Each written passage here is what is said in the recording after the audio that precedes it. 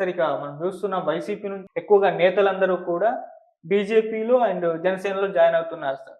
దీని పట్ల అంటే టీడీపీ వాళ్ళు కాస్త అసంతృప్తి వ్యక్తం చేస్తున్నారు. అప్పుడు మేము వాళ్ళ హయాంలో ఉన్నప్పుడు మమ్మల్ని చాలా అవమానించారు. ఇప్పుడు వాళ్ళని మీరు చేర్చుకుంటున్నారు. ఇదెట్లా అని చెప్పేసి చాలా మంది బహిర్గతంగా క్వెషన్‌లు కూడా చేస్తున్నారు. మరి దీన్ని ఏ విధంగా చూస్తారు? దాన్ని ఇప్పుడు టీడీపీ, వైఎస్ఆర్‌సీపీ అవి గత 10 సంవత్సరాలుగా ఇద్దరు వైరు వర్గాలుగానే ఉన్నారు. హ్మ్. వాళ్ళ అధికారంలో ఉన్నప్పుడు వైఎస్ఆర్‌సీపీ ప్రతిపక్షంలో ఉన్నది. వైఎస్ఆర్‌సీపీ అధికారంలో ఉన్నప్పుడు తెలుగుదేశం పార్టీ ప్రతిపక్షంలో ఉన్నది. అది వేరు సమస్య. హ్మ్. ఇప్పుడు వీళ్ళు జనసేన, పవన్ కళ్యాణ్ ఇటీవల కాలంలో పెట్టుకున్న కొత్త పార్టీ. ఓకే. ఆహ్, వారు బీజేపీతో కూడా సంబంధాలనేది ఓపెన్‌గానే ఫ్యాక్టే పెట్టుకున్నాడు గదా! ముందు కూటమిగా ఏర్పడినారు జనసేన, బీజేపీ. హ్మ్. మళ్ళా అదే కూటమి తెలుగుదేశంతోను కూడా కలిసినారు. హ్మ్. దానివల్ల కూడా లబ్ధే జరిగింది గానీ, చెరుపేం జరగలేదు తెలుగుదేశం పార్టీకి. హ్మ్. ఇప్పుడు కొందరు వైఎస్ఆర్‌సీపీలో ఇమడి లేకనో, నాయకత్వం పట్ల వ్యతిరేక భావంతోనో, ఇంకొక దాంతోనో వాళ్ళ యొక్క అభీష్టాలు నెరవేర్చుకునే దానికో ఉంటాయి గదా! రాజకీయాల్లో ఆశలనేటివి ఉంటాయి. హ్మ్. ఆ ఆశల ప్రకారం వాళ్ళు ఇక్కడ చేరుతుండొచ్చు. జనసేన పార్టీలో చేరుతుండొచ్చు. దానివల్ల తెలుగుదేశానికి వచ్చే నష్టం ఏమిటి? ఇంకో కొన్ని సీట్లు ఎక్స్‌ట్రా అడుగుతారని ఉంటది. అవును. హ్మ్. అటువంటివి ఉంటాయిలెండి. సహజంగా కూటమిగా ఉన్నప్పుడు, హ్మ్. ప్రభుత్వాలు ఏర్పాటు చేసినప్పుడు అయి కొన్ని వస్తాయి. కొన్ని ఇండివిడ్యువల్‌గా వ్యక్తుల వల్ల కొన్ని సమస్యలొస్తాయి. వచ్చినప్పుడు సర్దుబాటు చేసుకోవాల్సిందుంటది అంటారు. ఓకే. సార్ ఎక్కువగా జనసేనలోనే జాయిన్ అయితున్నారు సార్ వైసీపీ వాళ్ళంతా కూడా. మరి ఎందుకు జనసేననే జాయిన్ అవుతున్నారు? టీడీపీ వైపు అంటే వీళ్ళు చేర్చుకోవట్లేదా? లేకుంటే వాళ్ళే జాయిన్ అవ్వట్లేదా? ఇప్పుడు ఎందుకు అక్కడే స్కోప్? టీడీపీతో నిన్నటి వరకు ఫైట్ చేసింటారు. హ్మ్. ఇప్పుడు టీడీపీలోకి చేరాలన్నా ఆయన అవకాశాలు ఇవ్వాలా? ఉంటాయో, ఓకే. ఉండవో తెలియదు. జనసేనలో అంటే వాళ్ళకు వీళ్ళకి వ్యతిరేకత లేదు గదా! వాళ్ళు పూర్తిగా కంటెస్ట్ చేసింది 20 సీట్లే. హ్మ్. మిగతా సీట్లలో అయితే వాళ్ళేం కంటెస్ట్ చేయలేదు గదా! అందువల్ల వాళ్ళ యొక్క అవకాశాలను ఉపయోగించుకునే దానికి జనసేనలో చేరుతుండొచ్చు. ఓకే. సార్ మామూలుగా అంటే కూటమిలో అంటే వీళ్ళు పొత్తులో ఉన్నారు కాబట్టి వీళ్ళేమైనా చర్చించుకుంటారా సార్? ఈ పార్టీలో ఈయన జాయిన్ అవ్వాలనుకుంటున్నారు. చేర్చుకోవాలా? వద్దా? అని అంటే నిర్ణయాలు ఒక తీసుకుంటారా? మారు చర్చించుకోవచ్చు జనరల్‌గా. ఒక మారు చర్చించుకోకుండా వాళ్ళ పార్టీలో నిర్ణయాలు వాళ్ళు తీసుకుంటారు. ఇప్పుడేమన్నా అధికారం ఒకరిని చేర్చుకుంటారు వైఎస్ఆర్‌సీపీలో నుంచి. హ్మ్. ఆయనకేదన్నా మీరు అధికారం ఇయ్యండి అని కూటమిలో అడిగితే అట్ అటువంటి సమస్య ఉన్నప్పుడైతే చర్చించుతారు. ఇప్పుడు వైఎస్ఆర్‌సీపీ నుంచి ఎవరన్నా పోతంటారనుకోండి జనసేన. హ్మ్. మాకు ఎమ్మెల్సీ పదవినో లేకుంటే కార్పొరేట్ పదవో ఇప్పిస్తే మేము మీ జనసేనలో చేరతామంటే అప్పుడు తప్పకుండా ఇన్వేరియబుల్‌గా తెలుగుదేశంతో మాట్లాడాల్సుంటది. ఓకే. బేషరతుగా జనసేనలో చేరతంటే దానికి చర్చించాల్సిన అవసరం ఏముంది? ఓకే. సార్ అండ్ ఇప్పుడు వైసీపీ పరిస్థితి చూసుకుంటే సార్ మొత్తం ఖాళీ అయిపోవడం చూస్తున్నాం. అందరు అంటే అప్పులు మంత్రులుగా చేసి జగన్మోహన్ రెడ్డి గారికి దగ్గరగా ఉన్న వాళ్ళు మాత్రమే ఆయనతో ఉన్నారు. మిగతా ఎవరు కూడా లేరు. మరి దీన్ని ఇప్పుడు ఎలా హ్యాండిల్ చేస్తారు జగన్మోహన్ రెడ్డి గారు? పార్టీని ఏ విధంగా కాపాడుకుంటారనేది ఒక చర్చగా మారిపోయింది. మీరేం చెప్తారు సార్? అది వాస్తవమే గదా! హ్మ్. ఉన్న వాళ్ళు వెళ్ళిపోతుండేది వాస్తవమే. హ్మ్. అదేం మీరు గాని, నేను గాని అందరం అంగీకరించాల్సింది. హ్మ్. ఎందుకు వెళ్ళిపోతున్నదని ప్రశ్నించుకొని దాన్ని మార్పు చేసుకోవాల్సింది జగన్మోహన్ రెడ్డి గారు. హ్మ్. అది జగన్మోహన్ రెడ్డి ఆలోచన చేసుకోవాల్సిన సమస్య. ఓకే. వీళ్ళు ఎందుకు వెళ్ళిపోతున్నారు? నాలో ఉండే లోపం ఏమిటి? అది పిలిపించుకొని వాళ్ళని మాట్లాడి ఇటువంటివి జరగకుండా చూస్తాం భవిష్యత్తులో అని నచ్చచెప్పుకోవాల్సిన బాధ్యత ఆయన మీద ఉంది. హ్మ్. పట్టించుకోకపోతే వెళ్ళిపోతారు.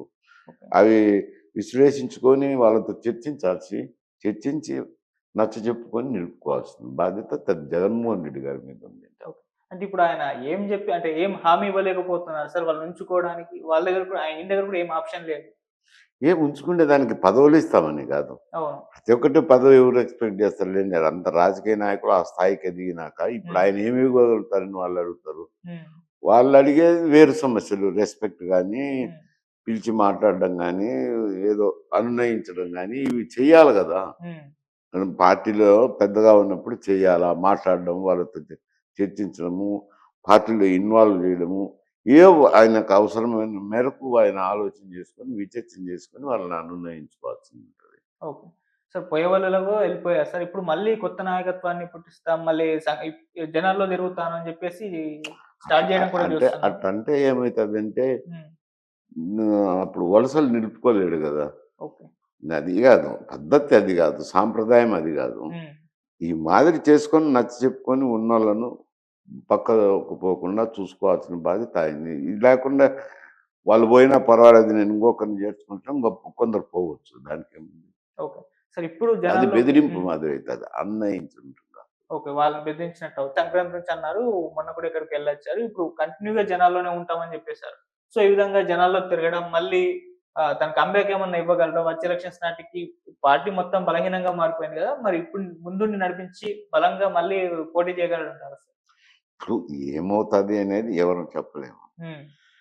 ఓడిపోయినారు, హ్మ్. ఎవరైనా నైరాశ్యంలో ఉంటారు. అవును. వాళ్ళను ప్రైవేట్‌గా పిలిచి మాట్లాడడము, ఇంకొకటి చేయాల్సింది ఉంటుంది నాయకులను. హ్మ్. వాళ్ళు ఇన్వాల్వ్ అయ్యేటట్టు కొన్ని కార్యక్రమాలు చేయాలా. చేసేది భాగమే ఉండొచ్చు. ఆ యాత్ర కూడా చేసినప్పుడు కొంతమంది నాయకులు ఇన్వాల్వ్ అవుతారు. జనం కూడా వస్తారు కదా! వాళ్ళకు పార్టీకి ఓడిపోయినా గానీ, పార్టీ కార్యకర్తలైతే ఉండారు కదా! వచ్చినప్పుడు వాళ్ళకి ధైర్యం నూరిపోయడము, చేయాల్సినవి పార్టీ నాయకుడు చేయాల్సిన కార్యక్రమాలు చేయలే. ఇంకా ఆయన మొదలుపెట్టలే. ఆయన ఎప్పుడు ప్రారంభించుకుంటారో మరి చేయడం అయితే చేయాల్సిందే. ఎవరైనా చేయాల్సిందే. ఆ పరిస్థితుల్లో జగన్మోహన్ రెడ్డి ఉన్నా చేయాల్సిందే, ఎల్లయ్య ఉన్నా చేయాల్సిందే, పుల్లయ్య ఉన్నా చేయాల్సిందే అంట. ఓకే. సార్ ఒకవైపేమో మరోవైపు వాళ్ళ నేతల పైన వరుసగా కేసులు, ఈడీ విచారణలు ఇవన్నీ కూడా చూస్తున్నాం. పేర్ని నాని, విజయసాయిరెడ్డి వీళ్ళంతా కూడా ఇలా అంటే 2 ఒకటే టైంలో వీళ్ళు జగన్మోహన్ రెడ్డి గారు ఫేస్ చేయడం చూస్తున్నాం సార్. అంటే ఇప్పుడు అప్పుడు జరిగినది విజయసాయి రెడ్డి అంటే హ్మ్. పోర్టు, బందరు పోర్టు నుంచి బియ్యం ఎగుమతి చేస్తన్నారు. ఏం హ్మ్. బియ్యము అని అంటే పౌర సరఫరాల శాఖ ద్వారా రే ఇచ్చే రేషన్ బియ్యము మళ్ళా కొనుగోలు చేసి పాలిష్ చేసి ఎక్స్‌పోర్ట్ చేస్తున్నారనే బియ్యాన్ని పట్టుకున్నారు. ఓకే. పట్టుకొని ఆ పోర్ట్ మీరు ఎట్లా అలౌ చేస్తున్నారు అని పోర్టును ప్రశ్నించే పరిస్థితి పోలీసులకైనా ఉంది, హ్మ్. ఏసీబీకైనా ఉంది, ఎవరికైనా ఉంది. ఓకే. సరే ఆ పోర్టుకు సంబంధించి యజమానులను గూడా, హ్మ్. ఆ యజమానులను గూడా పంపించి విచారణ చేస్తారు దానికి.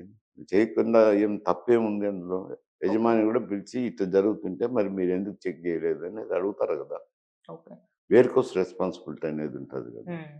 అట్లా కొన్ని కేసులు కొందరి మీద జరగచ్చు. ఈ హరాస్మెంట్ కిందకి ఎట్టొస్తాయి? ఒరిజినల్‌గా ఉండాయి కాబట్టి కేసులొస్తన్నాయి. ఓకే. అప్పుడు వైఎస్ఆర్‌సీపీలో అధికారంలో ఉన్నప్పుడంటే ఇంగ వాళ్ళ పార్టీ కాబట్టి దాంట్లో పట్టించుకోకపోయిండొచ్చు. హ్మ్. తెలుగుదేశం కూటమి అధికారంలోకొచ్చినాక అవన్నీ ఎవరో ఒకరు పోయి పిటిషన్‌లు పెడతారు గదా! హ్మ్. పిటిషన్‌లు పెట్టడమో, ఇంకోటి చేయడమో, దానివల్ల జరుగుతుంటాయి. అంటే ఇంత జరుగుతున్నా జగన్మోహన్ రెడ్డి గారు అంటే అటు వలసలు, ఇటు కేసులు అన్నీ కూడా వేధిస్తున్న ఆయన మాత్రం మౌనంగానే ఉన్నారు. ఆయనేదో నాకు సంబంధం లేదన్నట్టుగా బిహేవ్ చేస్తున్నట్టుగానే తన పని తను అతను చేసుకుంటూ ఏం వెళ్తున్నారు. ఆలోచన చేస్తున్నారో ఏం చేస్తాం. ఇప్పుడు కేసులొచ్చినప్పుడు ఆహ్, ఓ ఓ ఊరట కలిగించాల్సిన బాధ్యత అయితే ఉంది నాయకుల అవును. మీద. హ్మ్. తప్పులు జరిగినాయి, విచారణ జరుగుతది. ఆయనొచ్చి నిలపలేడు గదా! హ్మ్. కాకపోతే నిలపలేకపోయినా వాళ్ళని పిలిచి మాట్లాడడము, ఏంది జరుగుతున్నదని అటువంటి అడగొచ్చులెండి. Okay sir. Thank you so much sir.